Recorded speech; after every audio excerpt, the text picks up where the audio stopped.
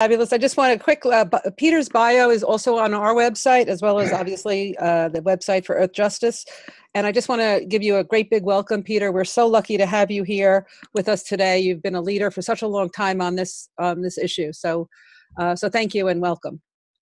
Thanks. It's great to be here and great to have so many people interested in this. One of the most exciting parts of this, as Nelson was saying, is that people can actually do something about climate change. Most of the discussions of climate change has to do with the energy system and renewable energy, maybe energy efficiency, and there's not much people can do on a day-to-day basis to increase renewable energy. You can now and then be in an opportunity to maybe put solar panels on your house.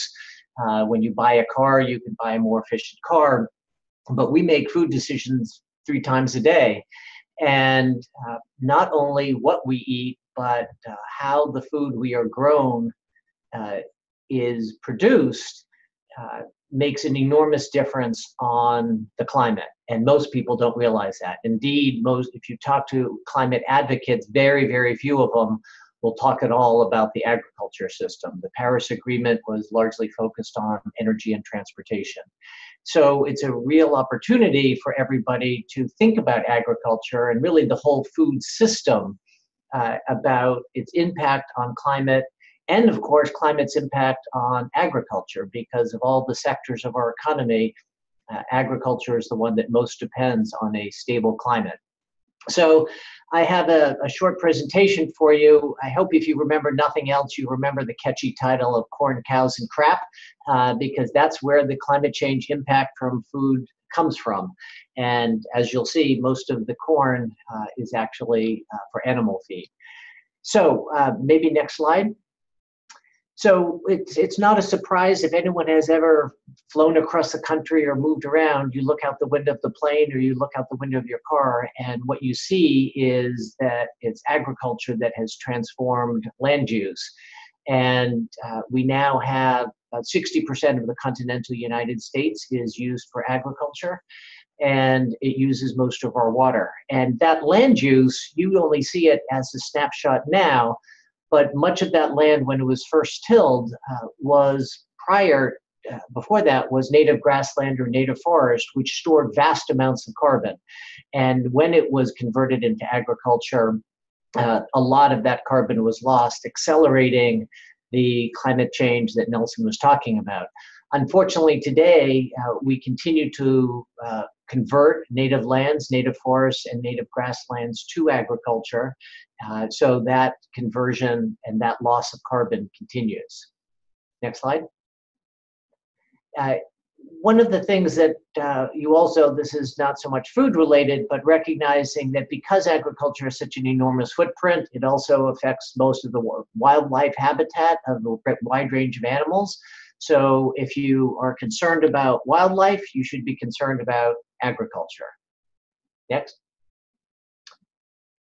And most significantly, we're seeing now is the impact of agriculture because of agricultural runoff on water quality of the environment. I'm sure many of you have read about the Lake Erie algae blooms and the challenge to Toledo's water supply. If any of you have seen these algae blooms, it's said to resemble a paint spill on the water, and indeed it does. It's really quite remarkable that it's algae.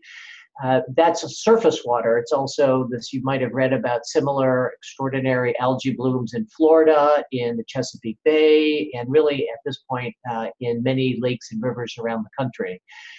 That's just surface water. In groundwater, you have the same challenge, less visible, but you might have heard of blue baby syndrome, and that is a challenge to those who rely on drinking water for groundwater for drinking water. And somebody sent a note saying, fix the microphone. I hope this is better. So I'll hold the microphone a little closer. Next. One of the things that is complicated about thinking about agriculture and climate change is that most of the discussion of climate change has to deal with the emissions of carbon dioxide from burning fossil fuels, coal or natural gas or gasoline. But the emissions from agriculture are different. As we'll see, they're largely methane and nitrous oxide. Methane comes from the decomposition of animal waste and also from the just emissions from cows they're breathing out and let's say other emissions. Nitrous oxide and methane is 20 to 80 times more potent a greenhouse gas than carbon dioxide. It's important to note that the contribution of agriculture to methane emissions is about the same as that of the entire oil and gas sector. So it's an enormous amount, about 30–35% of US methane emissions. On the other hand, nitrous oxide, agriculture is responsible for about 80% of US emissions, and nitrous oxide is about 300 times more potent a greenhouse gas than carbon dioxide. And that comes from the over-fertilization of land. The fertilizer that isn't taken up by the plant can be changed into this highly powerful greenhouse gas by microbial action. And then, as I mentioned, carbon dioxide, there's a lot of equipment used in farming and the loss of soil carbon when you till the ground. Next slide. So if you look at the entire greenhouse gas system, the greenhouse gas emissions from agriculture, it's important to realize that it's not just what happens on the ground. It is the actual production of crops as well as the animal agriculture, as you see in this slide. And actually, most of those crops go to feed animals. So if you think about the impact of an animal-based diet, it is almost the entire central circle. Fertilizer is very energy intensive to produce, so very fertilizer intense crops like corn require both release nitrous oxide and require a lot of energy for their production. We use a lot of it for energy on farms, etc. As you may have heard, we waste about 40% of the food. And when you waste animal-based food, you're wasting much more embedded energy, embedded water, embedded greenhouse gases than when you're wasting other types of food. And that food, in turn, often then rots in a landfill. And this is just US greenhouse gases. This does not include, for example, the deforestation of the tropics that Nelson mentioned. Next slide. At the same time, and this is an important opportunity for us, climate change it affects agriculture. I manage farms, and seeing these effects right now, the weather has changed dramatically. Nelson was giving a lot of examples really in more urban settings of the changing of the climate, but anyone who is a farmer or a rancher knows that we're seeing more droughts, we're seeing more floods, we're seeing more heat waves, we're seeing more pests come in, we are seeing fungi that we didn't have to deal with before. All these different, and the depletion of the water supply often because of climate change. So farmers are really, and those who produce our food supply are on the front line of impacts because of climate change. And that is, of course, an opportunity, because this is the same farmers that have an impact on climate change are affected by climate change.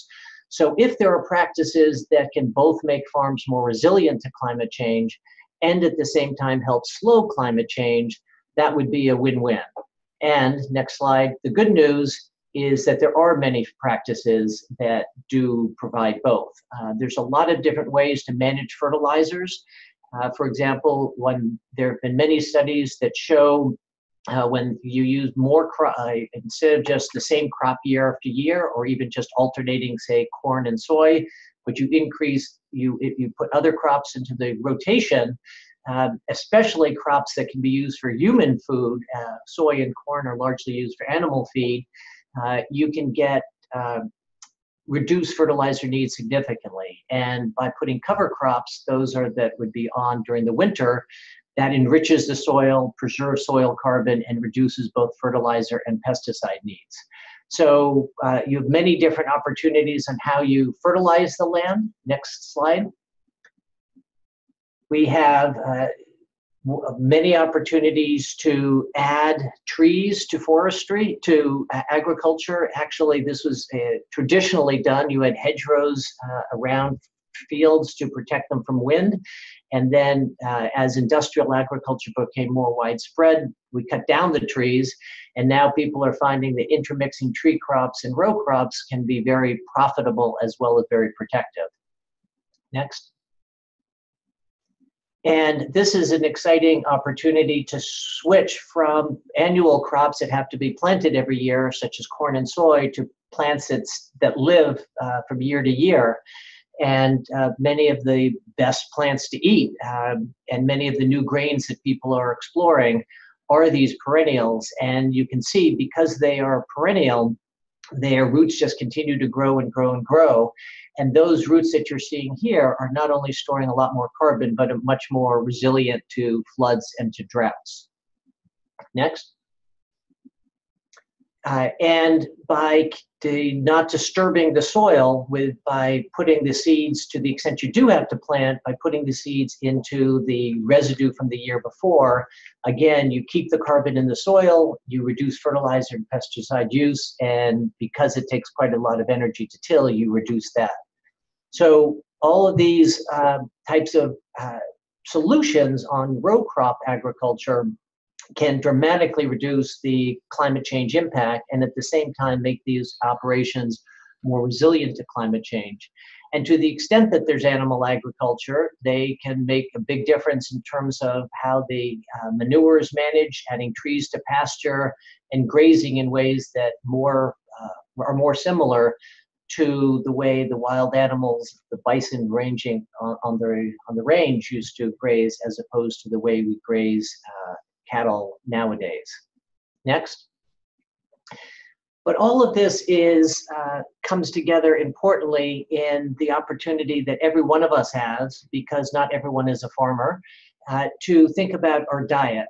And this is a pretty awesome slide, in my opinion, that comes from a program called the globalcalculator.net, which anyone may want to go on and play. You get to change the different inputs, and it will calculate an emission scenario and also the likelihood of the temperature, the resulting temperature increase. And in this slide, you see the darkened line is business as usual, which is leading, as unfortunately Nelson was indicating, to a very significant temperature increase with catastrophic consequences. What's interesting here is if the rest of the world begins to eat as much meat as the US or Western Europe, you get that line that goes sharply up, and we are cooked even faster. The dashed line that says high meat with reduction shows that even if we move to clean energy and clean transportation, but the rest of the world moves to the type of high meat diet that we have, we're also in deep trouble. By contrast, just changing our diet is that line that is labeled as low meat. And that line assumes all the other scenarios stay the same. So just changing the meat will almost bring us to a 2-degree centigrade scenario. And thank you to one of the panelists who pointed out it was globalcalculator.org, not .net. Next. This is something we mentioned before. I was using really dry statistics, that's 62%, but if you actually see this as a graph of the United States, you see what animal agriculture means to our land use. That is what we are using most of our land for. And in many ways, using agricultural grown crops such as corn and soy for beef in particular, but other meats, is like driving a car that gets 2 or 3 miles a gallon, because it takes 15 or 20 pounds of grain to get a pound of beef. And therefore, it is, even if you grow the corn very efficiently, and American farmers are proud of how much corn they produce per acre, you're using the corn so efficiently, we're using the land very inefficiently. And as a result, if you take the same amount of land, if you grow food for humans as opposed to food that then gets transferred through the meat system, you end up getting a dramatically different amount of food. And that's why the plant-based diet is not only reduces the animal emissions, but has far more efficient use of our land, water, and chemical resources.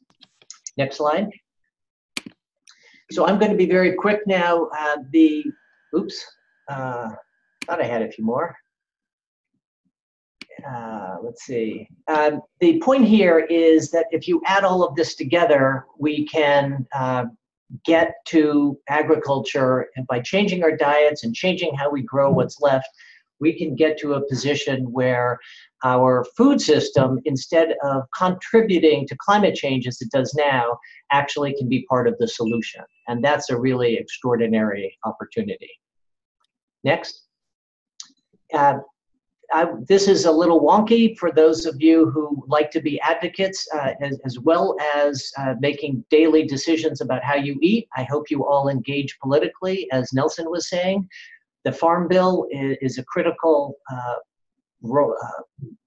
really our blueprint for our agricultural system. It's being debated right now, and it's up every 5 years, so there's a lot of chance for advocacy. Next. And there's a lot of things we can do here to change the Farm Bill, which right now largely supports the most harmful sort of industrial agriculture and animal agriculture, to be supporting healthy, plant-based, and sustainable agriculture and food. Next. And everything I've just said also works at the state and local level. You don't have to be advocating in Congress to make a difference. You can talk to your local cities, you can talk to your local supermarkets, you can make differences at state policies. And so while you're making daily choices about what you eat, I would urge you also to think about making daily choices about getting involved in your community, and making sure that your legislators, your decision makers know that you're interested in having a healthy food system. Thank you.